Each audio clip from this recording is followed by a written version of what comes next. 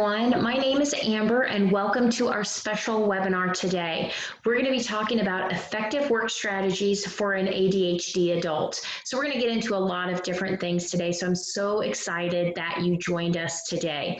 Just a few things before we get started. First of all, we are recording this webinar. So if you have to hop off early or you want to share it with other coworkers or anyone else, you'll be receiving that recording in an email shortly after the webinars over today. Just a few other things. You may notice down below on your toolbar that there's a chat box. If at any time you have any questions as we're going through the webinar today, you can go ahead and type them in that chat box. If I don't get to them right when you ask them, I will address questions at the end. Additionally, you might see a hand icon down below, and I know it's hard for us to have interaction with our webinar, but I do want to try to as much as possible. So occasionally I may ask you if something sounds familiar to you, if you've had experience with that, and if so, you can definitely raise your hand by using that icon. At any time, if you get bumped off the webinar today, just go ahead and click on that link that you used to connect, and that will get you logged back in. So again, my name is Amber. Thank you so much for joining us today. Just a little bit background about myself. I've spent the last 15 plus years in secondary and post-secondary education, and part of that time was teaching online. I've also done a lot of remote work as well. So I wanted to put some information together because a lot of us are finding now that we are working remotely. And so I wanted to put some information together to talk a little bit more about some effective strategies to help us get through this time in our virtual work. But it's really important that what we talk about today, these are work strategies that are going to be effective even in the physical office. So definitely information not only can you take away today if you're working virtually, but any adult in a workplace, these are effective strategies that are going to help you at home or in the office. So I really appreciate your time today. So let's go ahead and get started. So I am going to be following an agenda today. We're going to talk a little bit about working remotely, since a lot of us find ourselves there right now. We're going to talk about effective work strategies. And again, these are strategies whether you're in the workplace physically or you're working remotely. We're going to talk about ADHD and executive function, how those terms fit into these strategies. And then we're going to talk about harnessing your superpower and really reaching your potential. And so that's what we're going to be covering today. So who here, by raise of hands, if you see that hand icon or even just typing in the chat box, who here is currently working remotely? I know I am, so I'm raising my hand. I'm all of us at Play Attention are working remotely right now, so I'm seeing a lot of hands going up. They just keep more and more. We're over half of us already are raising their hands. And like I said, even if you're not working from home remotely, these are still very effective tips that are going to help you. So about over half of you that are in attendance today have raised your hands. So thank you for sharing. And for those of you, what are you feeling right now? Now I'm going to share some different feelings and we're going to talk a little bit about those. But if you'd like to share kind of what you're experiencing right now, what are some of the feelings that you have associated with working remotely, you can definitely share those in the chat box. And I'll share those with the group when we're done here. So if that's something you'd like to share, please feel free to go ahead and type those feelings in the chat box and I'll go ahead and share those when I get done. But maybe you're feeling, here we go. Okay, maybe you're feeling excitement. This is a new adventure for you and something that you've kind of wanted to do before. So this is new and it's exciting and it's fun for you. Maybe it's more comfortable. I know I've seen a lot of people through social media and other things say, oh my gosh, I get to wear sweatpants every day or I get to do these things. I'm more comfortable in my own home environment. I have a little bit more independence, right? So I'm at home, I'm by myself, I'm able to really gear those projects towards the way that I want to gear them. I have a little bit more independence. Maybe you have some more flexibility with your tasks. Before you had to do X, Y, and Z first thing in the morning or first thing in your day, and now you get to kind of lay out how your day is going to look. You have a little bit more flexibility in that. Or maybe you're feeling these types of feelings. Anxiety, okay? So this is new. It's uncharted territory for you. Maybe you struggle sometimes with a change and that makes you very anxious. So definitely a very legitimate feeling we can be having. Overwhelmed.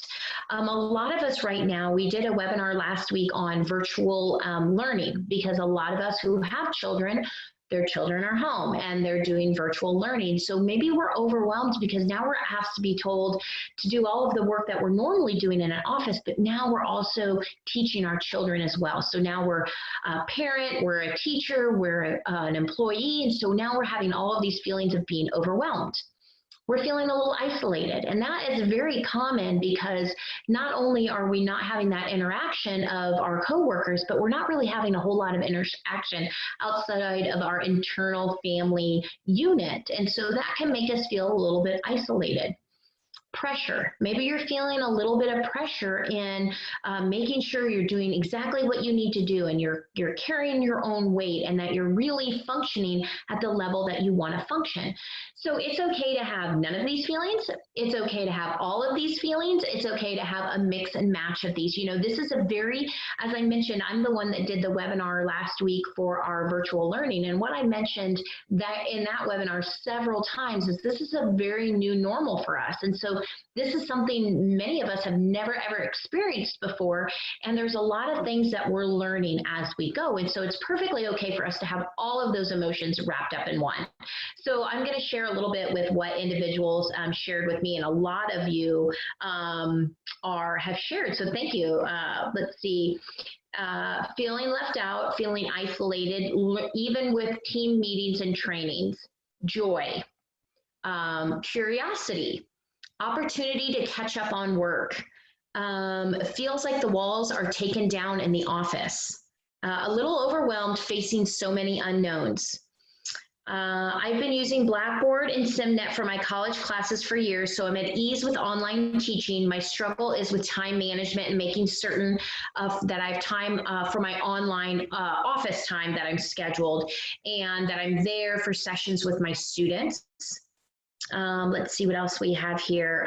Flexibility, work-life balance problems. So you can see there are a lot of things that we're all experiencing, and it's very interesting that someone shared with us a chance to get caught up on in some of my work. And you know, that's another dynamic that happens oftentimes in the workplace because sometimes we have our schedule that we want to follow, but we all know that fires happen and we have to put those out as our day goes by. And so a lot of projects get pushed to the back burner. And so for some, this might be an opportunity where, oh my gosh, I'm not getting those constant interruptions. Now I can get some things done. But as a lot of you mentioned, there's a lot of unknowns as well. And so what we're going to do today is we're going to talk about some strategies that are going to help you with, you know, some of those unknowns, strategies that are going to help you with that time management, strategies that are going to help you move from task to task and really take all of those pieces and help you put some tools around them to really help you be more effective, again, virtually, but these are also, again, tools that you can use in the day-to-day. So strategies to help. As I mentioned, I'm not just putting the term virtual on those because these are strategies that are going to help us day to day, regardless of if we're in the office or we're at home. But the number one strategy I cannot emphasize enough is communication, communication, communication. Yes, there was a reason I said that 3 times because it's so very important. You know, especially when we are working, when we are working virtually. We can't knock on the door next to us. We can't walk down the office. We can't see that person's face or we can't hear them on the phone. And so now all of a sudden, we need to really rely on that communication. And so I'm going to break down all of these strategies with some tools to help you improve these areas. But communication can be tricky because we don't want to get roped up and go down a rabbit hole of where we're talking about what happened this weekend or what my child just did or can you believe this? And then an hour goes by and we've been instant messaging back and forth and we're not getting any work done because it's all non-work related. So again, we have to take these tools and we still have to use them effectively. But that I cannot emphasize enough that communication is so very important. Finding a dedicated space. So this is going to help you with interruptions. This is going to help you with prioritizing things and moving forward. So again, I'm going to break down all of these for you, but a dedicated space. Now, some of you may say, Amber, I don't have room for a dedicated space, or I have little ones that I'm working on helping them stay focused on their schoolwork, and I'm trying to do my job on top of it. And I'm going to give you strategies to help with that, because not all of us are fortunate enough to either have older children or a dedicated space where we can do our work.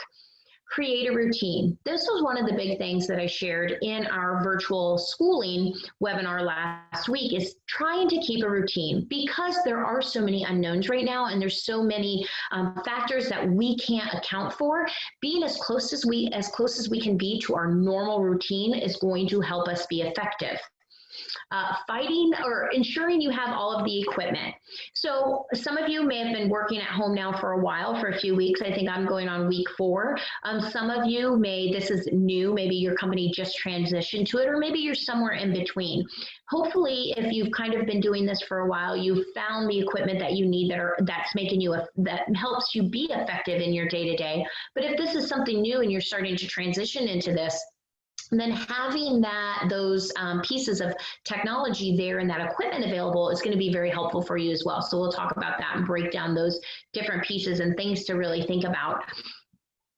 Fighting the urge to multitask. So for years and years and years, we really thought, man, if I can multitask, I can do a fabulous job. But we're finding with more and more research that really multitasking doesn't make us do things more effectively. So really trying to fight that urge. And part of that multitasking is determining when I'm a parent and when I'm an employee. So we'll talk about those pieces. Breaking down our daily tasks. That's going to be so important for us. And then taking breaks. Just like I told all of the parents in the online learning, is give yourself a break, give yourself grace in this new norm, and don't be so hard on yourself. Same thing as an employee. Make sure you're taking care of yourself, you're taking those breaks. But again, we want to make sure we're still effective. We don't want to spend all of our day on break, and we don't want to take advantage of that, but we do want to make sure we're refilling our cup so we're effective and we're strong and we're available moving forward. Okay, so I'm going to go ahead and break these down. And talk about these different pieces as we go forward. So the number one, as I said 3 times, was communication.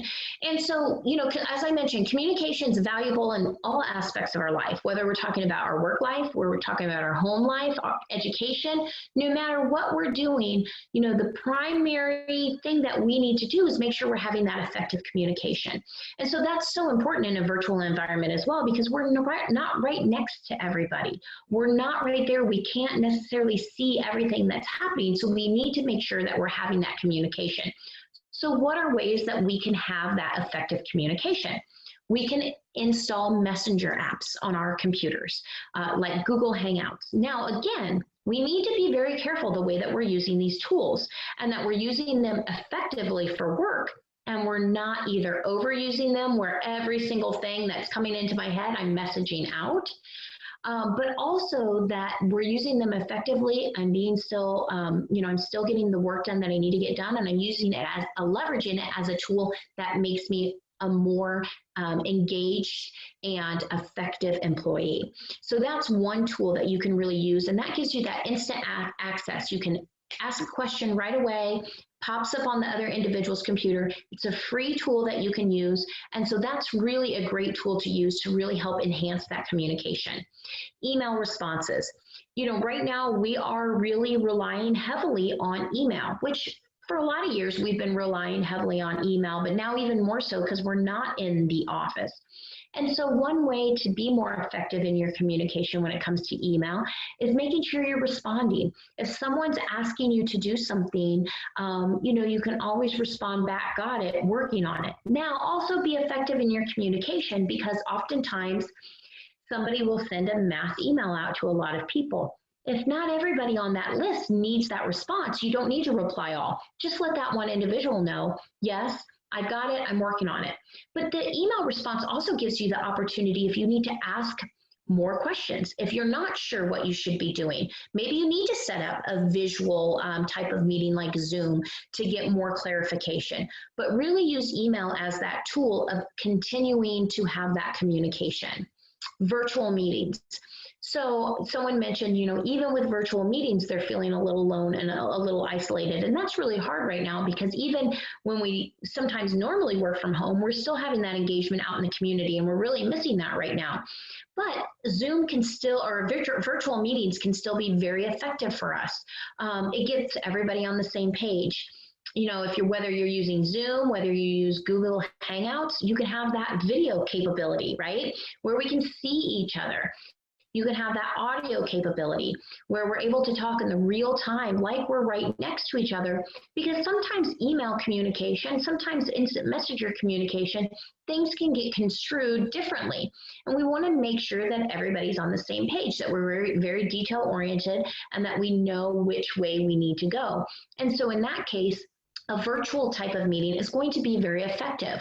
You know, and so you can schedule that at the beginning of the week, so everybody kind of knows. You can schedule it at the end of the week so that you can meet up. However you normally are used to communicating with your team or with your boss, this is a great tool. And for individuals that are like, oh my gosh, I don't want to be on the camera all the time, you have the opportunity to mute that camera so you don't have to be on there all the time. But it's a great real-time resource that we can use to have that communication. Shared calendars. So this is something we use in our office, where we have a Google Calendar and we share it with each other. And that way, all of my appointments, other individuals can see. So if maybe a call comes in and they're trying to find somebody to field that call to answer some questions, they can look at my calendar and see, oh, okay, well, she's got a something already scheduled during this time, and so she's not going to be available. And this really gives you an opportunity, maybe if your hours have changed a little bit, if you need to make an adjustment, you can put that on the calendar and everybody can see that availability that you have. And so a Google Calendar is a great way to share that. There's another tool, there's also another tool called Monday.com, and this more looks at your tasks that you're given. But it's also another tool where you can share with multiple people, where this is the task I'm working on, this is the due date, individuals can add resources to that. These are just a lot of different tools that you can use to help enhance that communication. There's always phone, right? There's always that phone call. There's always a text message as well, but sometimes that can be a little bit cumbersome if we're working on our computer. So these are just some other tools that will help you be more effective in that communication, because it is so very important.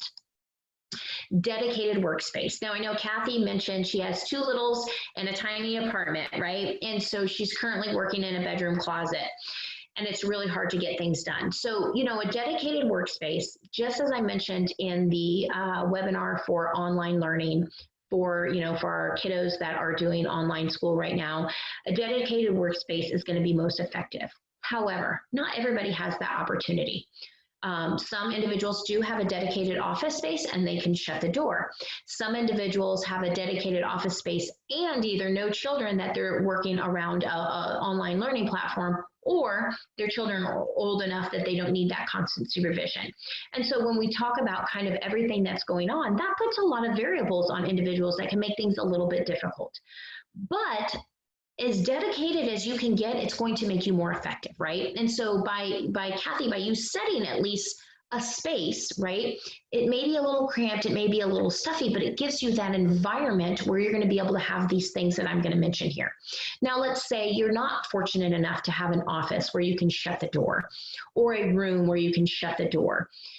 If you can take a corner of your dining room table, right? Maybe a corner of the living room you can take. And what I tell individuals, if you're going to take a common space area, get a basket, get a tote, get something where all of that work can go into that and easily be put away. There's going to be important reasons for that. Number 1, so nothing gets lost. And number 2, so you can kind of close it for the end of the day.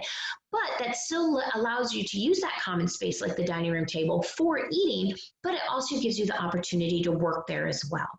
And so, you know, if you don't have a dedicated space, by just creating a space, right? Just finding a space in your house that you use every single day.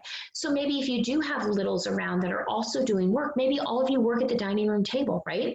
You can always wear a headset. They can always wear a headset. And that gives you the opportunity where you're there, you're able to help and support them, but you have your space as well. And then you can each have your own separate baskets or totes to put all that information in at the end of the day. And then the next day you just pull that basket or tote out and all of your information is there to start the next day. And you can still use your table for dinner, for games at night, whatever you're doing on top of that. So even if you don't have a space that you can call your own, by just creating a space in your house that you're used to working at every day and kind of keeping your things together, you're essentially creating that dedicated workspace. And the reason why that's so important is, number one, it's going to help us stay organized. Because we're having all of that stuff in one place, I'm not on the phone with the client thinking, oh my gosh, where did I leave that file? Or now I can't find a pen. I don't know about you, but in normal everyday life, if I don't create a specific designated area for my work, all of my pens go missing. I go to get a pen, by the notepad on the kitchen counter, and all of the pens are missing. So when I started working from home, I created a space in the basement where all of my stuff was there. And so I essentially am hiding my pens from everyone. So I have the tools I need to do the job. And so it helps me stay more organized. It helps keep all of the things in one place.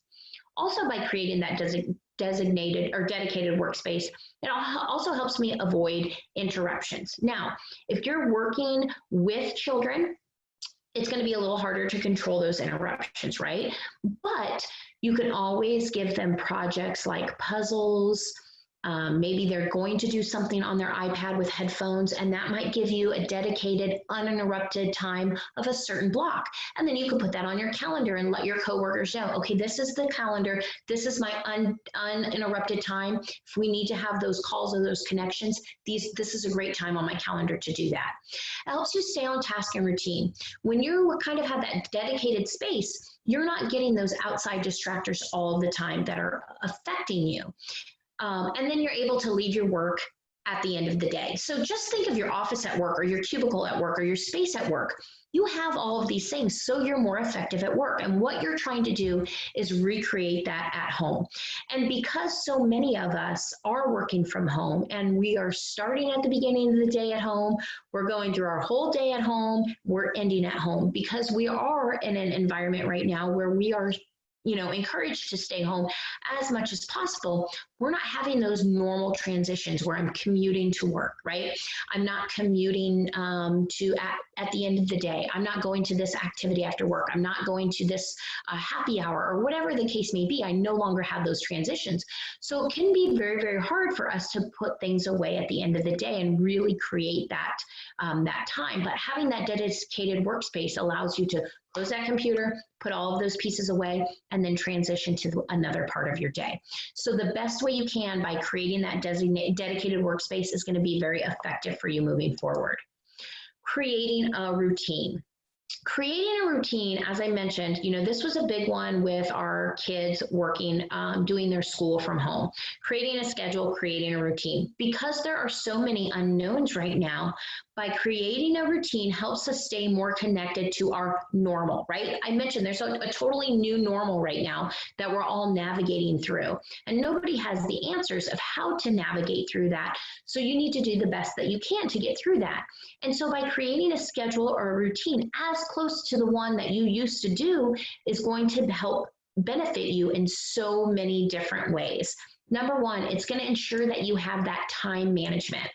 I heard that in some of the issues that individuals were struggling with, that time management, time blindness, procrastination, moving from task to task without getting anything done, right? When we create that routine, we're able to really schedule in some of those things. And I'm going to give you more tools to help with that time management. But creating a routine helps us with that time management as well. It helps us complete tasks because we're saying my workday starts at 8, my workday ends at 5. This is my day. And now I can break down my day even more. And we're going to talk about how to do that here shortly. But having that routine gives us that ability to complete more tasks because we know exactly how much time we have in the day to get that work done, just like we were going to the office. And it creates the much needed space between your work and your home life. Now, as I mentioned, Some of us may have had commute time before.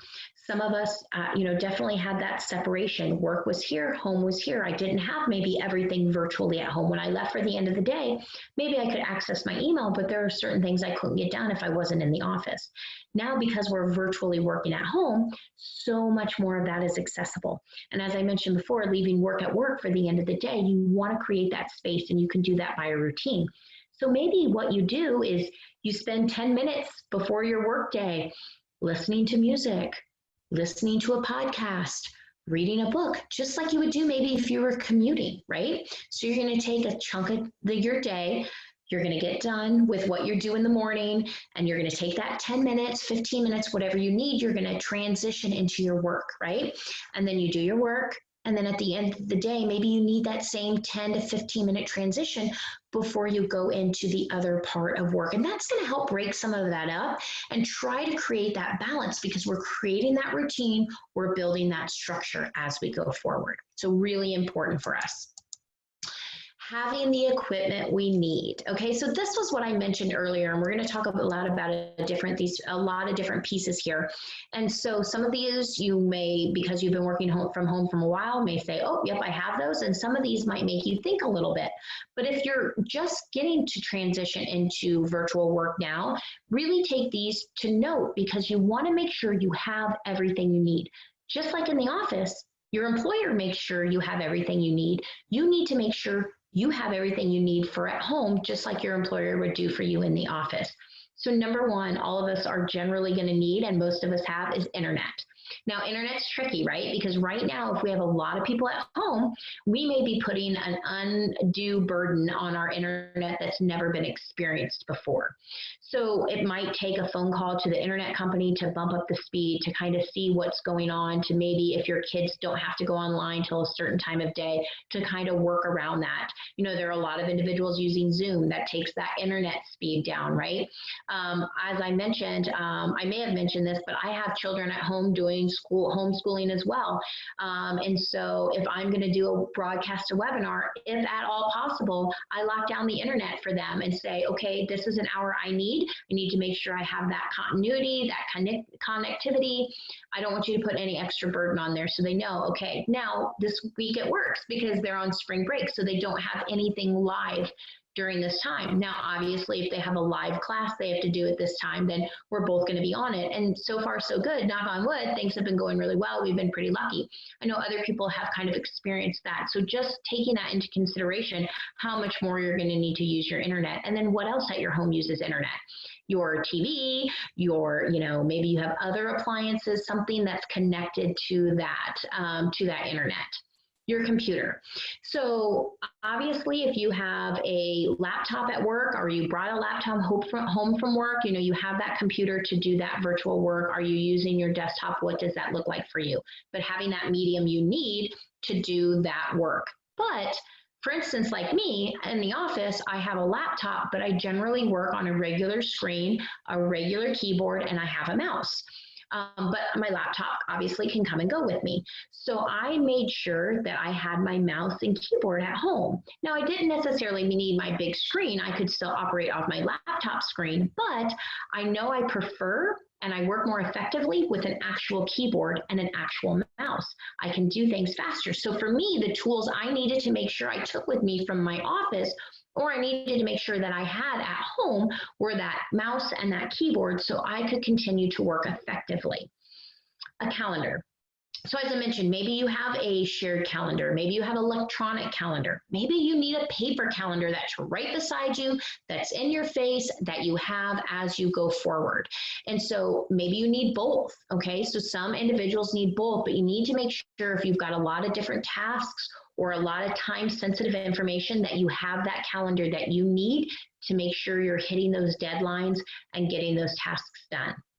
Now, if you make a lot of phone calls, if you're on a lot of meetings, if you listen to a lot of webinars, a headset or headphones may be your best bet going forward. They make headsets that are noise canceling. So if you do maybe have more activity in your home, you can wear those headphones and you can cancel out some of that noise.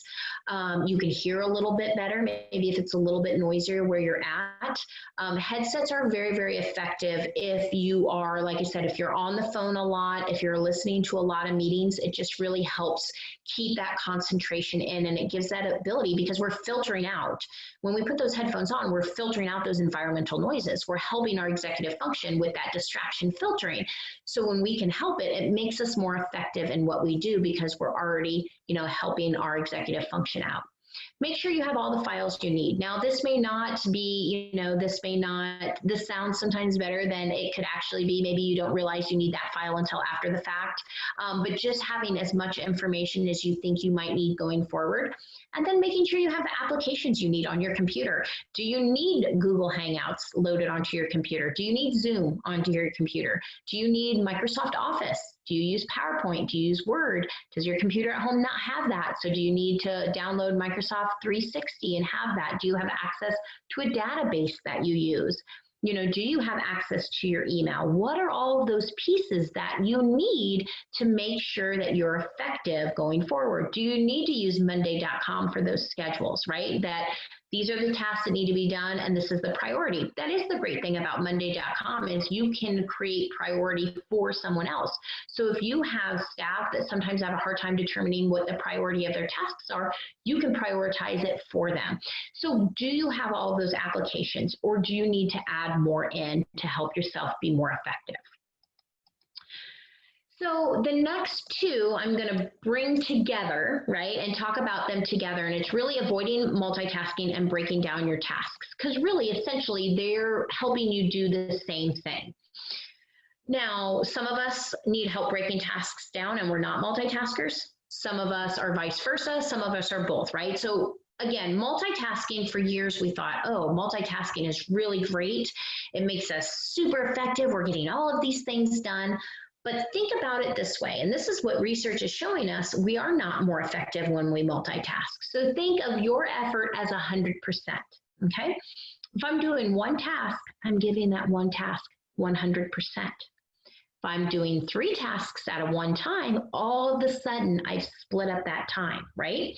I'm not giving all of that time. Each of those logistically could have less than 50% of my attention.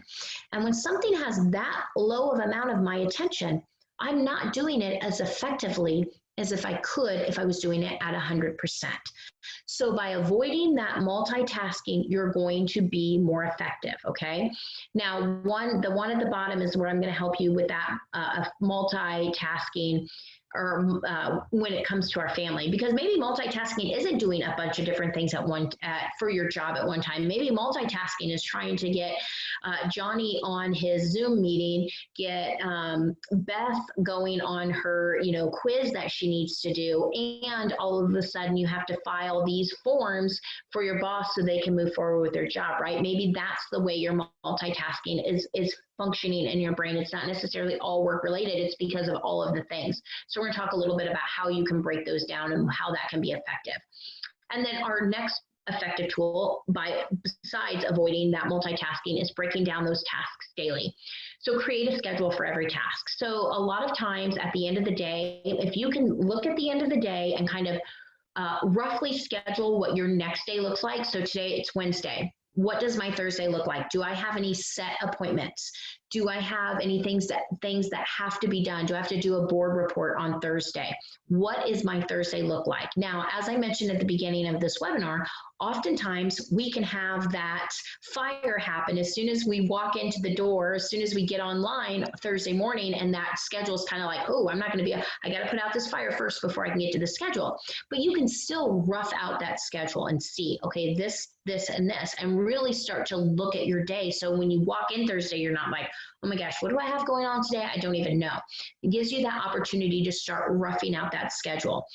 And then create a schedule for each task. So if you're doing a board report, how long does that board report take? Does it take 30 minutes? Does it take 45 minutes? Does it take an hour? And if you struggle with time management, buff that time up a little bit. Make it a little bit heftier time. If you think, oh, that board report takes me 30 minutes, but you struggle with time management, make it 45. If you're done in 30 minutes, great, you've got a little bit of extra time built in there. But oftentimes we know if we struggle with that time management, then we are struggling with actually what that time on that task actually takes, right? So create a schedule for those tasks. Think about all the different tasks you have and start assigning time to it. And then you'll see sometimes that, oh my gosh, you are putting way too many things in your day, because if you look at the breakdown of time, there's not enough hours in the day for you to get all of those tasks done, okay? Use a timer. A timer can be really, really effective if you have a hard time transitioning. If you have a hard time going from task A to task B, setting a timer could be very, very helpful for you, but you have to use it in conjunction with that schedule. So you have to say, okay, I am going to work on looking for, affiliates online for the next hour. We know sometimes when we get on the internet, we can go down a rabbit hole. Next thing we know, 4 hours later, we've lost all of our day and we're way behind on all of our tasks. So set a timer. Say, okay, I'm going to work on this for the next hour. Set your timer for an hour and know what that next task is you're transitioning to. So you don't get to that hour and think, well, I don't know what I'm supposed to do, so I'm just going to keep surfing the internet for another hour, right? And also give yourself, before you even start that timer, what are those outcomes that you want to have in that next hour? Do you want to find 3 affiliates? Do you want to have, what do you want that hour to provide you that you're setting that timer for? So at the end of that hour, you can really assess how you were effective in that time. So using that timer, transitioning, understanding what you need to do within that time. Use a calendar. So again, I mentioned calendar before. Calendars are very effective for us because we can really schedule our whole day. And if you're using an electronic calendar, it's going to pop up on your computer a reminder. Okay, in 10 minutes you have this. In 10 minutes you have this. And that helps with that transition. Maybe you need a calendar reminder and you need a timer. You need to make sure you're putting the tools in that you need, not worried about what somebody else does, because everybody's a little bit different and there's not a one size fits all. Prioritize your tasks. If you break down all of your tasks, you think there's not enough hours in the day for me to get this task done. How am I going to get to all of that? Prioritize it. If you don't know how to prioritize those tasks, ask your manager, your supervisor, hey, I really need help with prioritizing these tasks because I'm not quite sure what needs to go first. To me, they're all important, so I'm turning them into you. Which ones do you need first? Is there something that you need beforehand? What does that look like? Again, like I said, Monday.com, if you use that as a project management tool, it will let you prioritize for individuals. It will let you do daily project management, weekly, monthly. And there's a lot of other project management tools out there. And so if there's something that's working that you really like, definitely continue to use that. But ask for that. If you need help with prioritization of your tasks, ask for it. And if you need help with your tasks, ask for it. It goes all the way back to the very first one, communication. Because if we don't ask for help and we're getting overwhelmed, we're going to just continue, it's going to continue to snowball. And then all of a sudden, I'm missing deadlines, I'm behind. Other people now can't get their job done because I haven't got my job done. So it's really important to look at all of those tasks and then create a stoplight for your family. So now taking it back to individuals who are maybe trying to manage children and work and their household, right? And their children are small enough where they need supervision. They can't just be left, like I said, my children are in high school, so I can say, okay, what do you have? And we do still the night before look at their schedule, because some days they have virtual meetings, some days they do not, and it kind of varies. There's nothing that's quite standard for them right now. And so we always look at, just like I look at my schedule the day before, we look at their schedule and say, okay, what do you have for tomorrow? What do you need to be available for? And then, they're able to kind of manage it on their own. However, with children, where you're supervising them, and if you're supervising them and you're alone, you don't have any, help with you, then that's where we need to look at how we're going to break our day up. How are we going to break our day? Are we going to say to our employer, okay, these are the hours that I need? Or are we going to break up our day where I'm going to do their virtual learning at this time? What does that look like? And the only way that you can do that is look at it, put it all all down on paper and look at it and see what's going to be most effective for you. One tool, if you have that opportunity to have your own space or even a space that it's joined with your family, using the stoplight system for your family, okay? So just like a regular stoplight, you know, I do have a space in the basement that I can shut the door, but I still use the stoplight method. And what it is red. If my door is closed and the stoplight's red, do not come in. I'm broadcasting live, on a webinar, I am on live with a client, I cannot be interrupted right now. Yellow is, hey, you know, I really shouldn't be interrupted, but if it's an emergency, go ahead, let me know. And green is, yeah, I'm actively doing something, but definitely something that I can stop, or it's okay. Now, even if you can't shut the door and put that up, you could put something on your computer if you're all at the table and let them know, okay, for the next 30 minutes, it's red light, right? I cannot be, we need to have something that's going to last 30 minutes because I need 30 minutes of red light time.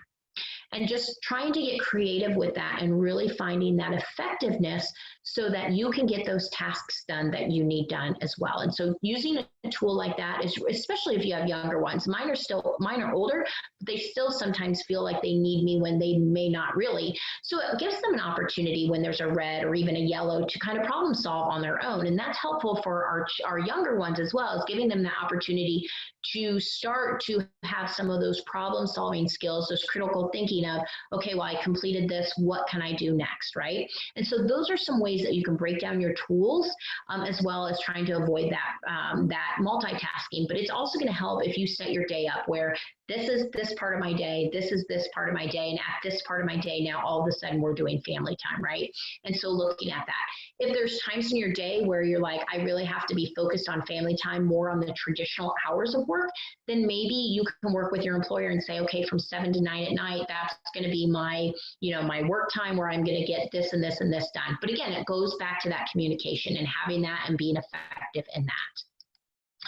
Taking breaks. So this is the last strategy, and then we're going to talk a little bit about the ADHD portion.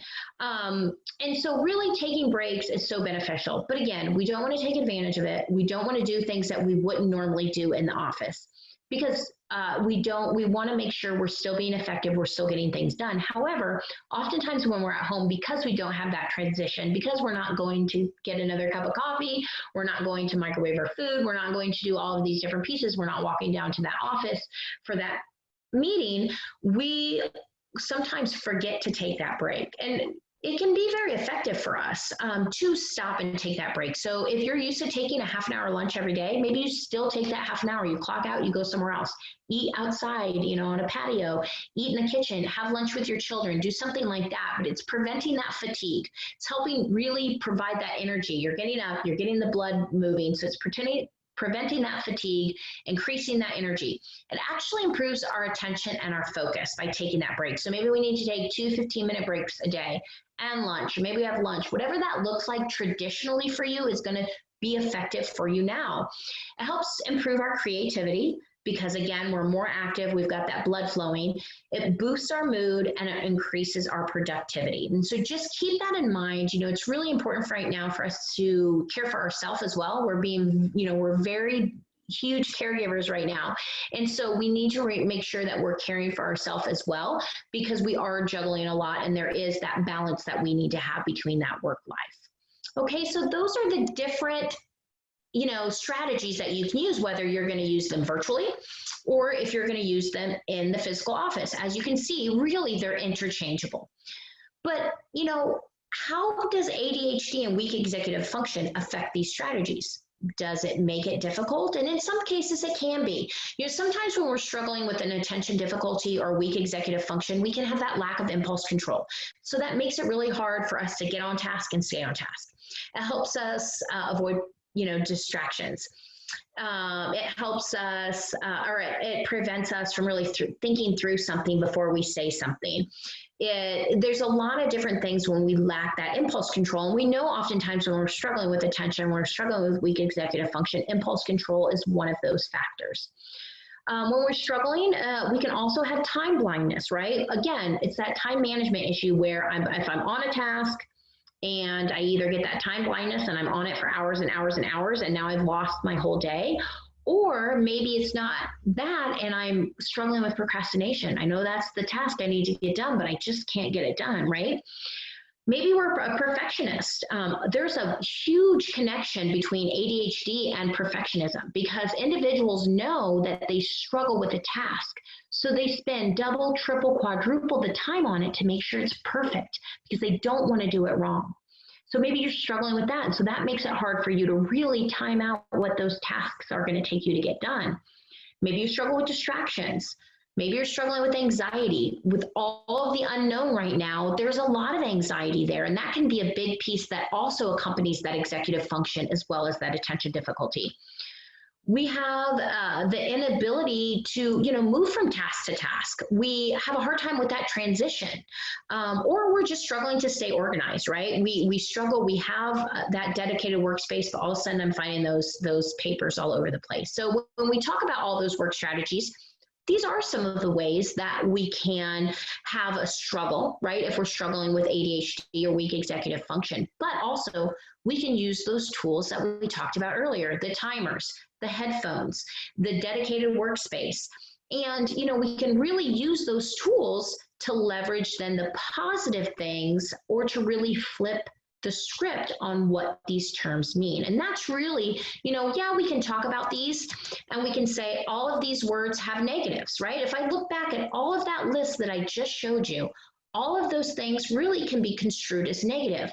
But we don't want to look at them that way, because there are a lot of positive attributes for somebody that's struggling with an attention difficulty. There are a lot of great things. And as a matter of fact, in the past, we've done how to make ADHD your superpower. And that really talks about more tools to really, leverage to make those things really be your superpower. So if you have not listened to that webinar on how to make ADHD your superpower, type in superpower webinar, and after this is over, we will make sure that you get that recording so you can take a look at that and really help you with some of that, because there are so many strengths that you have, and we want you to use those to really reach your potential.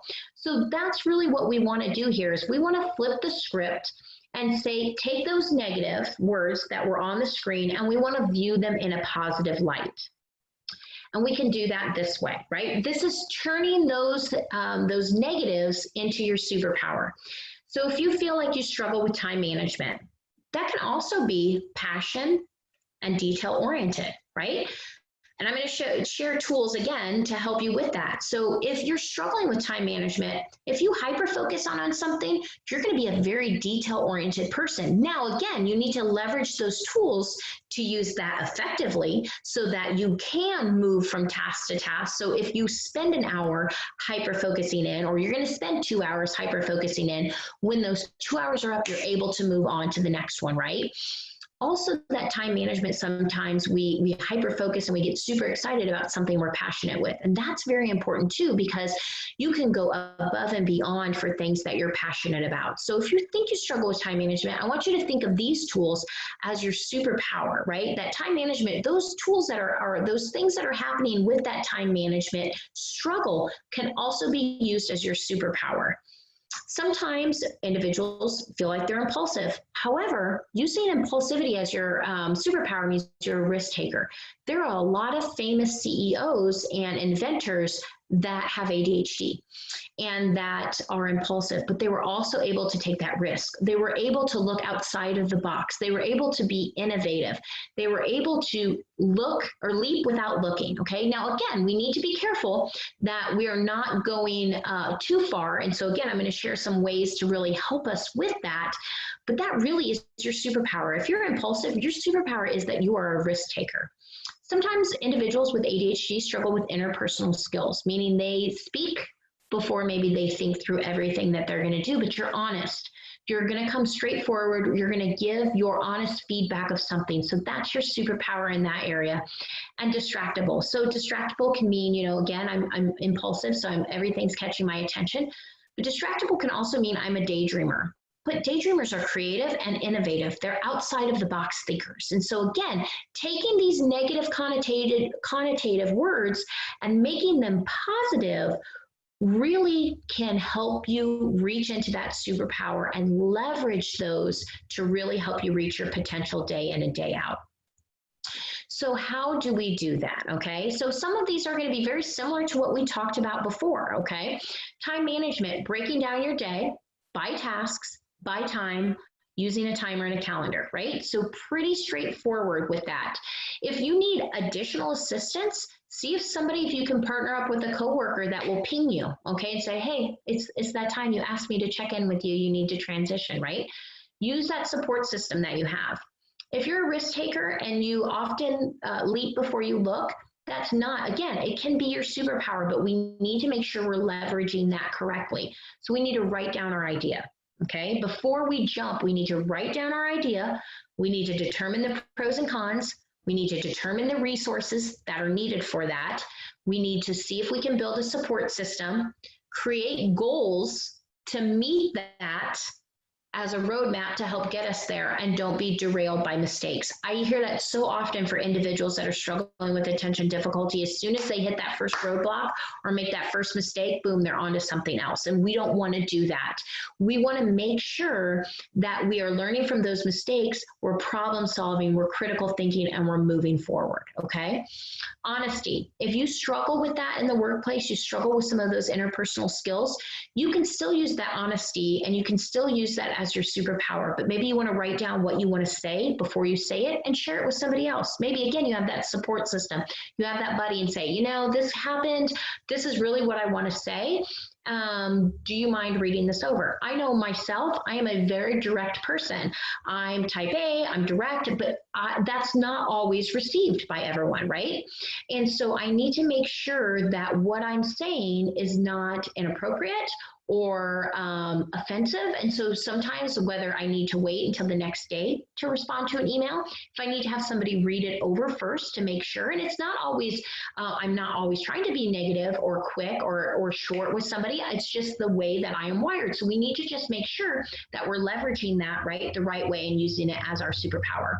And then if we're a daydreamer or a hyper-focused person, that again is still very important for us, but we need to schedule time for it, right? We need to schedule time for that on our calendar. Put it, maybe you need to do it twice a day. Maybe you need to do it 3 times a day, right? Where we're going to schedule that time to where we're going to daydream about something. We're going to hyper focus on something, but we're going to write down what we want to accomplish in that time. What are some outcomes we want to happen at the end of it?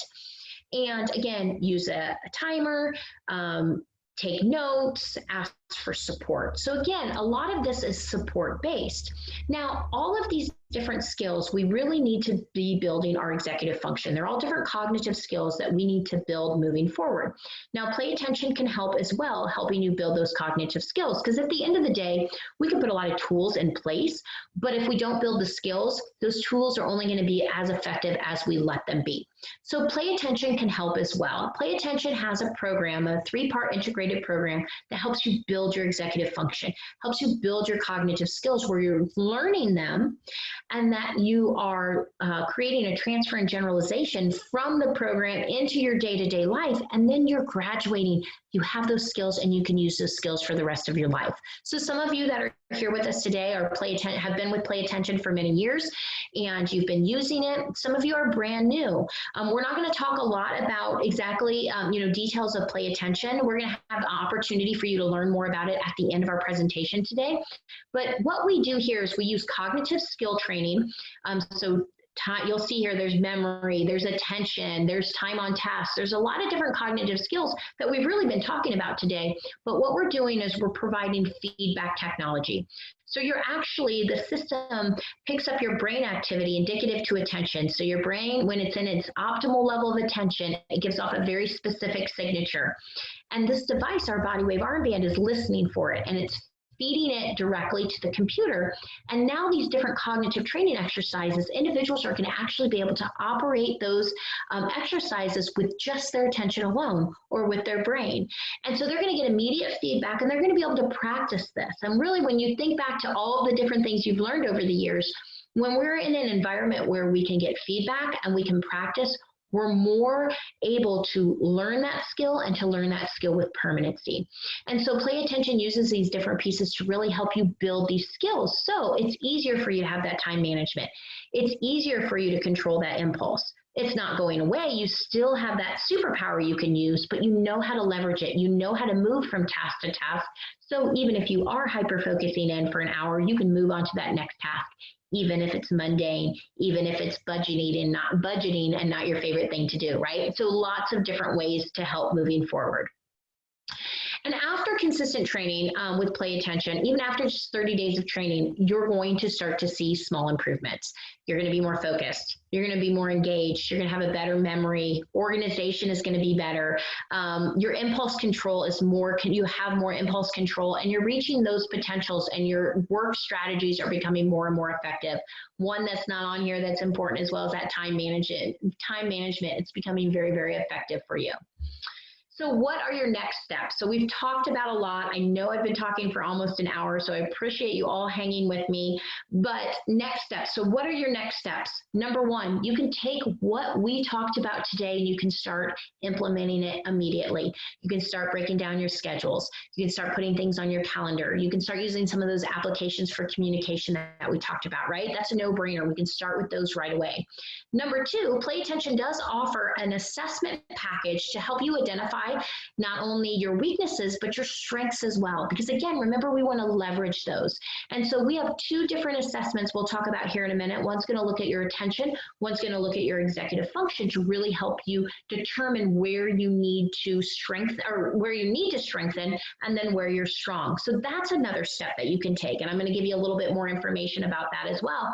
And number three is you can schedule a one-to-one consult to learn more about Play Attention. So as I mentioned, for those of you who are new to Play Attention and maybe don't know a whole lot about us, we're going to give you opportunity to not only do that assessment at no cost, but also have that one-to-one consultation where we'll go through that assessment with you. We'll talk about what your plan to permanency will look like, what your very specific customized training plan looks like, and we'll give you all of that information. So you've got a couple different options here going forward.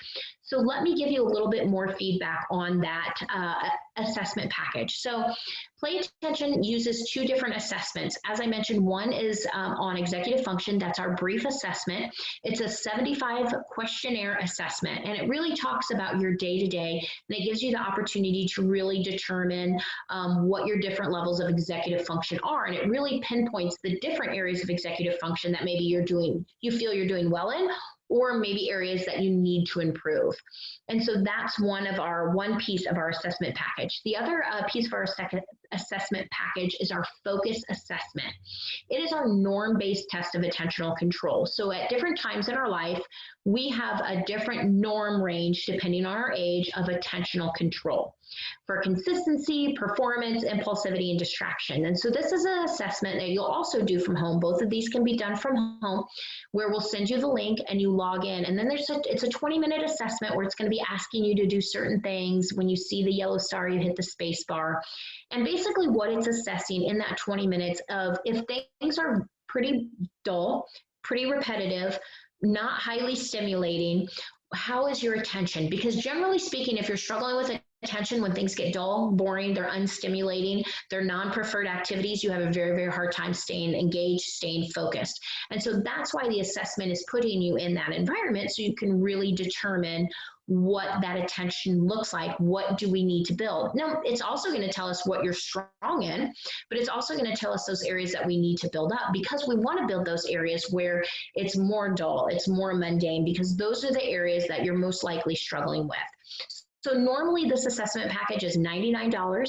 We are offering it at no cost as a thank you for joining us today. So if you're interested at all in the assessment package, you can type in assessment in the chat box. We will need your name and your birthday, but we can give you a call or send you an email to get that information from you. So again, if you're interested in doing this assessment to learn a little bit more about your attentional control, your executive function, we're offering this at no cost. All you have to do is type in assessment. One of our associates will get back in touch with you to get that scheduled. Again, it's all done at home. We can initiate those assessments today, and then we can go over those in a review for you as well. One-to-one consultation. So you can choose to do an assessment and a one-to-one consultation. You can choose just to do a one-to-one consultation, but why would you want to do a consultation? There's so many great reasons why. Number one, you're going to talk to someone that understands your struggles. Play Attention has been helping individuals with weak executive function and attention difficulties for 26 years. So we've been around for a long time, and we've done a lot of work, and we've been leading in technology to really help individuals build these skills. So you're going to talk to someone who understands what you're experiencing. You're going to learn more about Play Attention.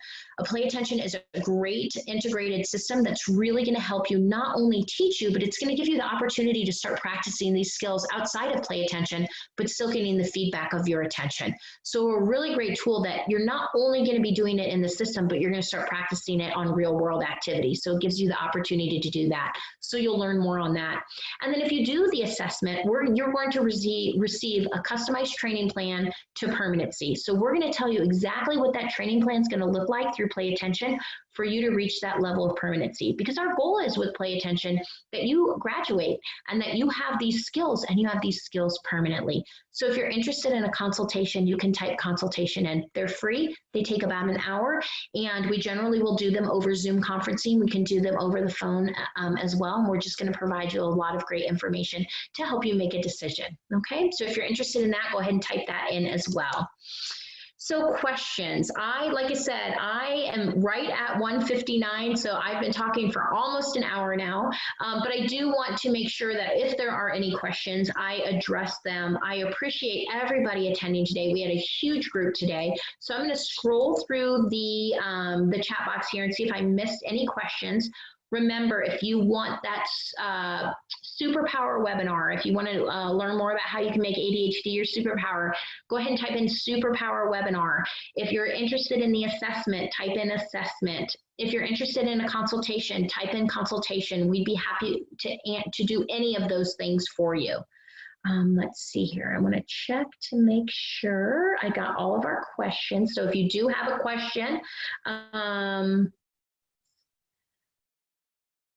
and let's see, I want to make sure you get them in. I see a lot of individuals asking for information, and that is great. Okay, great. Well, it doesn't look like I have any additional questions. A lot of you want more information, so we'll be excited to be in touch with you to provide you with that more information. I am going to, as I mentioned, you will be receiving the webinar replay link shortly, and we will provide that to you. So thank you again, all of you, for joining us today. We really do appreciate your time. We know it's very valuable. We look forward to working with you in the future, and if you've requested any additional information, look for that information coming to you via email. Thank you so much. You guys have a wonderful Wednesday, and have a wonderful rest of your week. Thank you so much. Bye-bye.